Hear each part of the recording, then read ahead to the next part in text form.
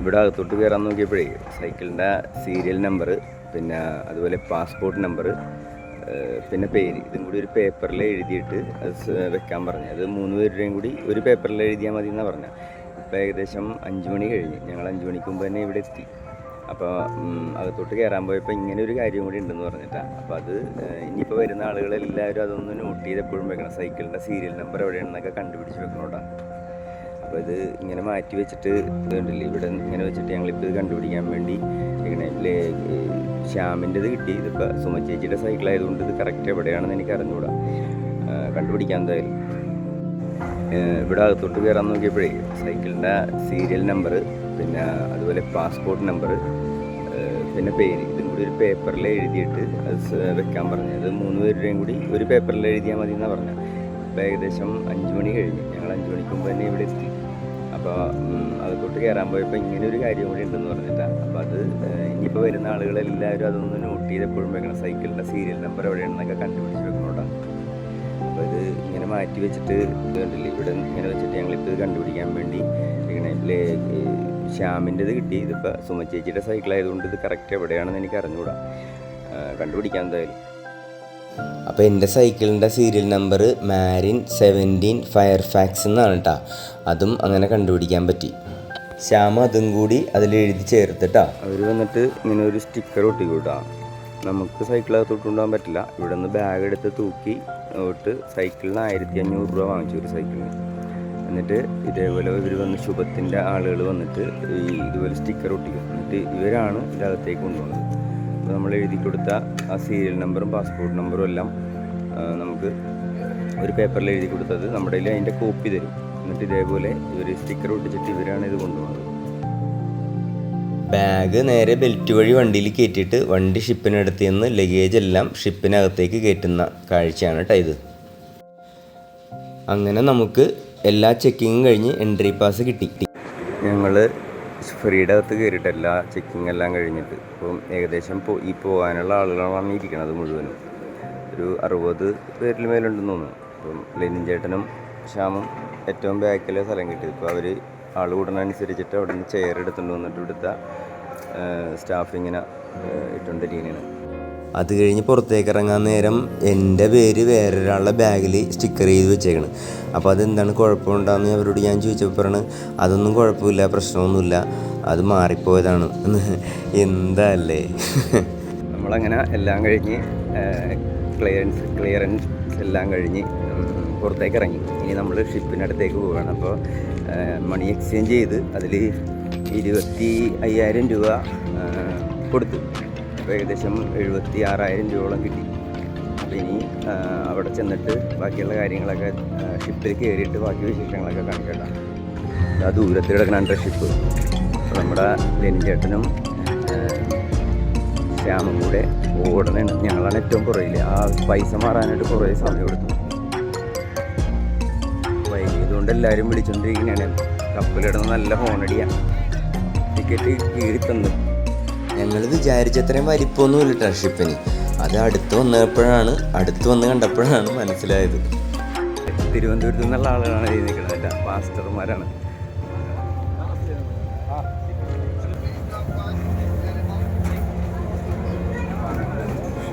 Thank you. വെള്ളമെല്ലാം തന്നു. ഈ കാണുന്നതാണ് ഷിപ്പിൻ്റെ 150 സീറ്റുകളുണ്ട്. AC ആണ്. നമ്മളുടെ ഏത് ഭാഗത്താണ്? ഞങ്ങളുടെ സീറ്റ് കിട്ടി. ഞങ്ങളുടെ സീറ്റ് ഇതാണ് കേട്ടോ, ഏറ്റവും മുമ്പിലാണ്.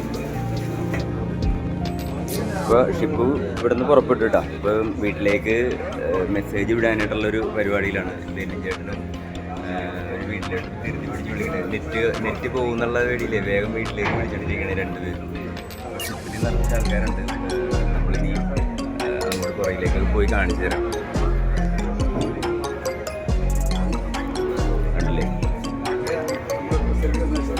ഇവിടെ നമുക്ക് ക്യാൻറ്റീനൊക്കെ ഉണ്ട് കേട്ടോ. വെള്ളം കയറി വന്നപ്പോൾ തന്നെ വെള്ളം കിട്ടി. അതിന് ചായ കിട്ടും. അതേപോലെ ചൂട് വെള്ളം, ചായ, എന്തെങ്കിലുമൊക്കെ ഇവിടുന്ന് സ്നാക്സ്, അങ്ങനെയുള്ള സാധനങ്ങളൊക്കെ ഈ ഷിപ്പിനകത്തുണ്ട്. ഷിപ്പ് എന്ന് പറയാൻ ചെറിയൊരു ഷിപ്പാണ്. ഷിപ്പ് പുറപ്പെട്ടു. ഇപ്പോൾ ഈ അഴിമുഖത്തൂടെ ഇങ്ങനെ നീങ്ങിക്കൊണ്ടിരിക്കണേ. ചെറിയൊരു എരവുണ്ട്. അപ്പോൾ നിറച്ച ആളുകളുണ്ട് കേട്ടോ. മിനിഞ്ഞാവുന്ന നാൾ ഇവിടെ ഷിപ്പ് ഉണ്ടായിരുന്നത് ക്യാൻസൽ ചെയ്തു. അപ്പോൾ അതുകൊണ്ട് തന്നെ അവരെ ഈ ഷിപ്പിലാണ് അവരെ അങ്ങോട്ട് വിടുന്നത്. ഈ ഷിപ്പിൽ നമ്മൾ ടിക്കറ്റ് എടുത്തെന്ന് പറഞ്ഞിട്ട് ഒരു കാര്യമില്ല. കടലിൽ ഭയങ്കര പ്രശ്നമാണെന്നുണ്ടെങ്കിൽ അവർ എപ്പോൾ വേണമെങ്കിലും ഇത് ക്യാൻസൽ ചെയ്ത് കളയും. ഒരു മുൻകൂർ ഒന്നും പറയുകയില്ല. പിന്നെ ഇവിടെ ഷിപ്പിൽ മറ്റേ ഫ്ലൈറ്റ് പോലെ തന്നെ ബ്രേക്ക്ഫാസ്റ്റ് കൊടുക്കുന്നുണ്ട് കേട്ടോ എല്ലാവർക്കും. എന്ത് സാധനമൊന്നും അറിയില്ല, അത് ഞാൻ കിട്ടിക്കഴിയുമ്പോൾ തുറന്ന് കാണിച്ചു തരാം കേട്ടോ. പിന്നെ ടി വിയിൽ സിനിമ ഇതൊക്കെ വെച്ചിട്ടുണ്ട്, തമിഴ് പടമാണ് വെച്ചേക്കണം. എന്ത് സാധനമാണെന്ന് ഞാൻ വന്നിട്ട് ഇപ്പോൾ കാണിച്ചു തരാം കേട്ടോ. അയ്യോ ഭയങ്കര ആട്ടമാണ്. ആട്ടമെന്ന് പറഞ്ഞു കഴിഞ്ഞാൽ ഭയങ്കര ആട്ടമാണ്. ഞങ്ങൾ ഏറ്റവും മുമ്പിലായതുകൊണ്ടുണ്ടല്ലോ പൊങ്ങി താഴെയാണ് ഇങ്ങനെ. ഫുഡ് എന്താണെന്ന് കാണിച്ചു തരട്ടെ. വെക്കാൻ ടേബിളും കാര്യങ്ങളൊന്നുമില്ല, എന്നാലും ഇത് സാധനമാണെന്ന് നമുക്ക് നോക്കാം കേട്ടോ. ഓ അപ്പമാണ് കേട്ടോ ഇത്, അപ്പം 3 അപ്പമുണ്ട്. ഇതിൽ വേറെ കറിയൊന്നുമില്ലല്ലോ ഇതിനകത്ത്.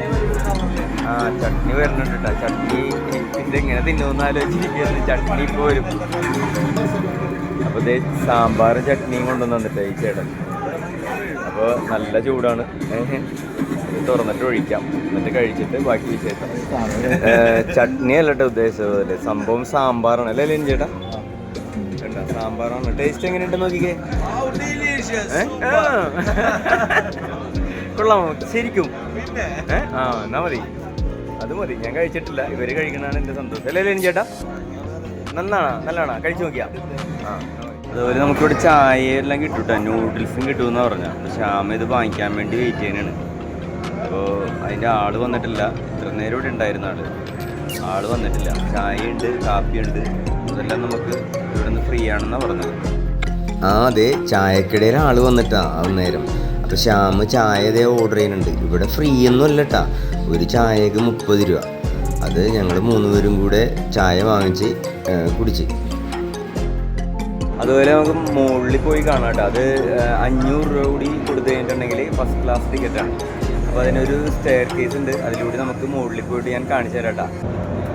ഒരു ചേച്ചി ഇറങ്ങി വരുന്നുണ്ട്, ചേട്ടനാണെങ്കിൽ കസേരയൊക്കെ ആയിട്ട് വരുന്നുണ്ട്. ആ ചേച്ചിക്കുള്ളതാണെന്ന് തോന്നുന്നത് താഴത്തിരിക്കാനായിട്ട്. മുകളിൽ എനിക്ക് തോന്നുന്നത് കുറച്ച് ആട്ടം കൂടുതലായിരിക്കുള്ളൂ എന്ന് തോന്നുന്നു.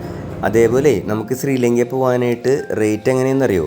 അങ്ങോട്ടും ഇങ്ങോട്ടും ടിക്കറ്റിന് 11,000 രൂപ വരും. അത് കോംബോ ആയിട്ട് എടുക്കുമ്പോഴാണ്. റിട്ടേൺ ടിക്കറ്റ് ഇല്ലാതെ നമ്മളെ കയറ്റി വിടില്ല. ഇത് കണ്ട് എന്ത് ഭംഗിയുള്ള സ്ഥലമല്ലേ സീറ്റുകളെല്ലാം. പിന്നെ നമുക്ക് റൂം ബുക്ക് ചെയ്യണം. അവിടുത്തെ റൂം ബുക്ക് ചെയ്തതിൻ്റെ റെസീറ്റും കൂടി ഉണ്ടെങ്കിൽ മാത്രമേ നമ്മളെ കയറ്റി വിടുള്ളൂ. ആ കാണുന്ന ക്രെയിനില്ലേ, ആ ബോട്ട്, ചെറിയ ബോട്ട് എന്തെങ്കിലുമൊക്കെ അപകടം വന്നു കഴിഞ്ഞാൽ ഈ ചെറിയ ബോട്ട് ഷിപ്പിലേക്ക് ഇറക്കാൻ വേണ്ടിയിട്ടുള്ള ക്രെയിനാണ്. നമ്മൾ ആ ഭാഗത്തോട്ട് കയറ്റി വിടുള്ളൂ കേട്ടോ. ആ ക്യാപ്റ്റൻ എല്ലാം വന്നു കഴിഞ്ഞപ്പോഴത്തേനും അടച്ച് ക്ലോസ് ചെയ്ത് കളഞ്ഞു. ഷിപ്പ് നല്ല സ്പീഡിലാണ് കേട്ടോ പോണത്. ആ പുറകിൽ അതിൻ്റെ ആ ഒരു പത കണ്ടില്ലേ, പ്രൊപ്പലർ അടിക്കണതിൻ്റെ. ശരിക്കും പറഞ്ഞാൽ ഇത് പുറത്തെ കാലാവസ്ഥയൊന്നും നമുക്ക് അറിയാൻ പറ്റില്ല. AC റൂമായതുകൊണ്ട് കാറ്റിൻ്റെ അല്ലെങ്കിൽ തണുപ്പ് എന്താണെന്നും നമുക്ക് അകത്തിരിക്കുമ്പോൾ ഒന്നും അറിയാൻ പറ്റില്ല. ഈ കാണുന്നതുണ്ടല്ലോ, ഇതും അപകടം പറ്റിക്കഴിഞ്ഞാൽ ഇതല്ലേ താഴത്തോട്ട് താഴത്തേക്ക് ഇട്ട് കഴിഞ്ഞാൽ നമുക്ക് അതിനകത്ത് കയറി രക്ഷപ്പെടാം. ഈ നമ്മുടെ ഷിപ്പ് ഒരു 25 കിലോമീറ്ററോളം സ്പീഡിലാണ് ഇപ്പോൾ പോയിക്കൊണ്ടിരിക്കണം. നല്ല തിരയുണ്ട്. തിരയെന്ന് പറഞ്ഞാൽ ഇങ്ങനെ ആടി ഉലഞ്ഞ പോണം മുകളിലോട്ടും താഴോട്ടും. ഞങ്ങൾ മുമ്പിലായതുകൊണ്ട് നേരത്തെ ഞാൻ പറഞ്ഞായിരുന്നല്ല.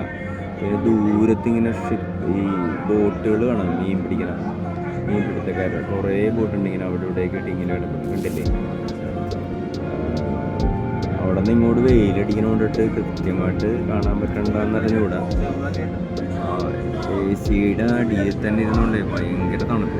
ഇവിടെ ഇത്തിരി വെയിലും ചൂടൊക്കെ ആയതുകൊണ്ടിട്ട് നേരെ ഇവിടെ വന്നിരുന്നതാണ്. അതേപോലെ നമ്മുടെ സിമ്മ് അവിടെ ശ്രീലങ്കയിൽ വർക്ക് ചെയ്യില്ല. അപ്പോൾ എല്ലാവരും പറയണത് അവിടുത്തെ ഡയലോഗ് എന്ന് പറഞ്ഞൊരു സിം എടുക്കുക എന്നാണ്. അതിന് നമ്മുടെ നാട്ടിലത്തെ ഒരു 300 രൂപ അടുത്തേ വരുള്ളൂ. അത്യാവശ്യം എല്ലാ GB എല്ലാം കിട്ടും, ഇൻ്റർനെറ്റ് എല്ലാം കിട്ടും. പക്ഷേ ഞങ്ങൾ ചെയ്തത് ഇവിടുത്തെ നമ്മുടെ ഫോൺ നമ്പർ തന്നെ ഇൻ്റർനാഷണൽ റോമിങ് ചെയ്ത് അതിന് ഏകദേശം 1200 രൂപ അടുത്ത് വന്നു. എൻ്റെ എയർടെല്ലായിരുന്നു കേട്ടോ. അത് ഇനിയിപ്പോൾ അവിടെ എങ്ങനെയാണ് വർക്ക് ചെയ്യുന്നതെന്നും അറിഞ്ഞുകൂടാ. ഇനിയിപ്പോൾ അവിടുത്തെ സിമ്മിൽ അവിടുത്തെ സ്ഥലത്ത് ചെന്ന് കഴിയുമ്പോൾ നേരെ ഓൺ ചെയ്തിട്ട് ഓഫ് ചെയ്യാനാണ് പറയണത്. അവിടെ ചെന്നിട്ട് എന്തായാലും നോക്കാം. ഓക്കെ, ഇനി അടുത്ത വീഡിയോയിൽ കാണാം. Bye bye.